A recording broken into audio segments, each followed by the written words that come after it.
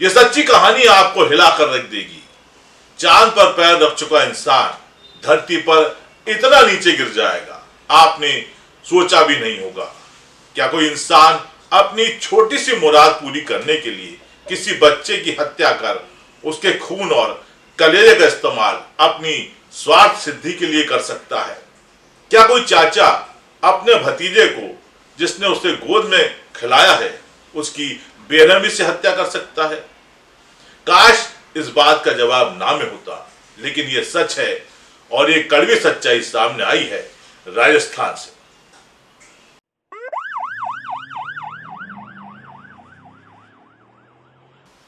नमस्कार, सत श्री अकाल, आदाब। इस कहानी की शुरुआत होती है राजस्थान के मुंडावर के सरायकला गांव से। मुंडावर थाने के अंतर्गत आने वाले सरायकला गांव में 19 जुलाई को हलचल मची थी और इसकी वजह थी गांव के बिट्टू प्रजापति के 6 साल के लड़के लोकेश का अपने घर से गायब हो जाना। दरअसल लोकेश अपनी बहन के साथ गया तो बाहर था घर के अपने, लेकिन लौट के सिर्फ उसकी बहन ही आई थी। जब लोकेश काफी देर तक नहीं लौटा तो उसके पिता बिट्टू ने उसकी गुमशुदगी की शिकायत मुंडावर थाने में दर्ज कराई। पुलिस ने, चूंकि मामला शुरुआती था, जांच शुरू करी, गांव पहुंची और लोकेश को ढूंढना शुरू किया। 19 तारीख को जो है, उसी दिन जब पुलिस उसकी तफ्तीश कर रही थी, तो बिट्टू के घर के पास से ही एक खंडहरुमा मकान में जब लोकेश की लाश मिली तो गांव में सनसनी फैल गई। हर कोई हैरत में पड़ गया था कि आखिर मासूम बिट्टू की किससे दुश्मनी हो सकती है और उसकी हत्या कौन करेगा। पुलिस ने मामले की तफ्तीश को आगे बढ़ाया। देखा कि साफ साफ उसके गले पर दबाव के निशान थे और शरीर पर जगह जगह सुइयों के निशान थे। ये बड़ी आश्चर्य की बात थी पुलिस के लिए कि आखिर कातिल ने मासूम लोकेश के शरीर पर सुई क्यों चुभाई है, जिसके निशान उसके शरीर पर मौजूद थे।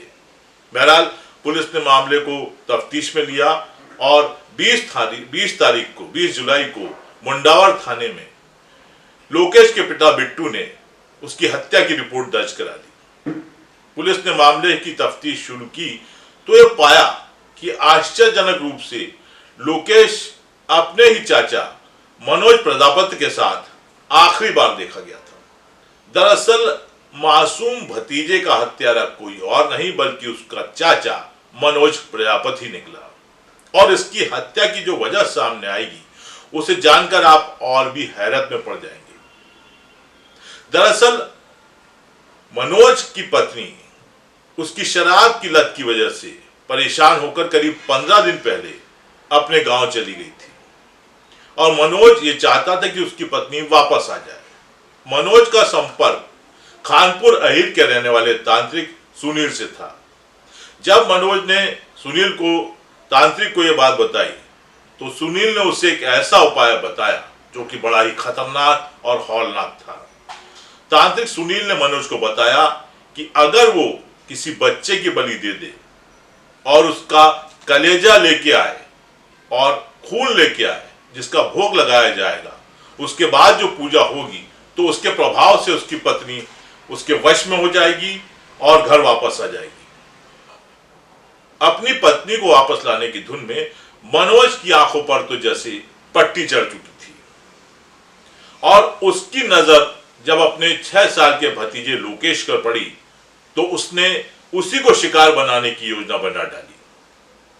ये बात बिल्कुल अलग है कि बचपन में लोकेश मनोज की गोद में खेला, उसी की गोद में बड़ा हुआ, लेकिन स्वार्थ सिद्धि के लिए मनोज अपने भाई बिट्टू के साथ सारे रिश्ते नाते भूल गया और उसने मासूम लोकेश की हत्या की प्लानिंग कर डाली।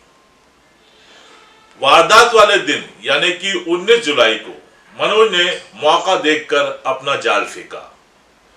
उस समय जो लोकेश है वो अपनी बहन के साथ उसे नजर आया तो मनोज ने उसे पैसे दिए दोनों बच्चों को और कहा कि मेरे लिए एक बीड़ी का बंडल और अपने लिए कुरकुरे ले आना।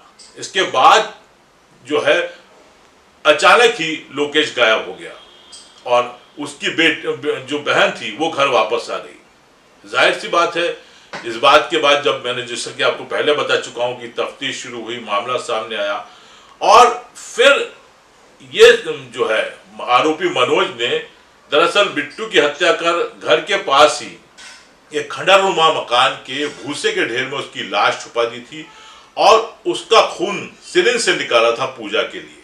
और लाश इसलिए छुपाई थी क्योंकि उसको तांत्रिक सुनील ने बोला था कि शनिवार के दिन ये पूजा की जाएगी, उस दिन तुम उसका कलेजा और उसका खून लेके आना।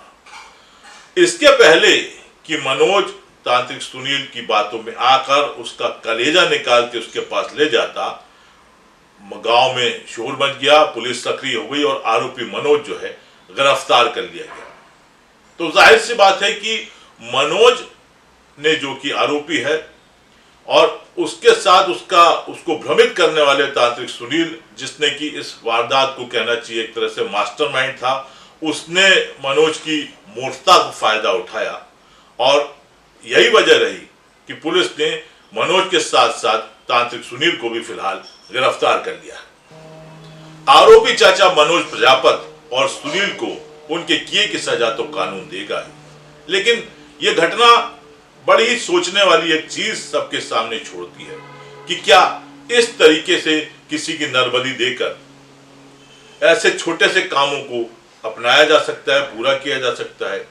क्या नरबली देने से वाकई मनोज की पत्नी, जो उसकी शराब की लत से परेशान हो गई थी, घर वापस आ जाती, उसके वश में आ जाती, या फिर मनोज जो है शराब को छोड़ देता और उसके बाद उसकी पत्नी को घर वापस ले आता?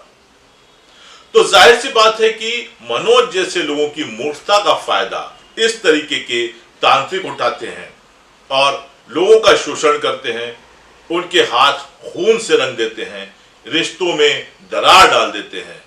तो जाहिर सी बात है कि इस तरीके के ढोंगी तांत्रिकों से सावधान रहें, सतर्क रहें और हो सके तो अपने दिमाग का भी इस्तेमाल जरूर करें।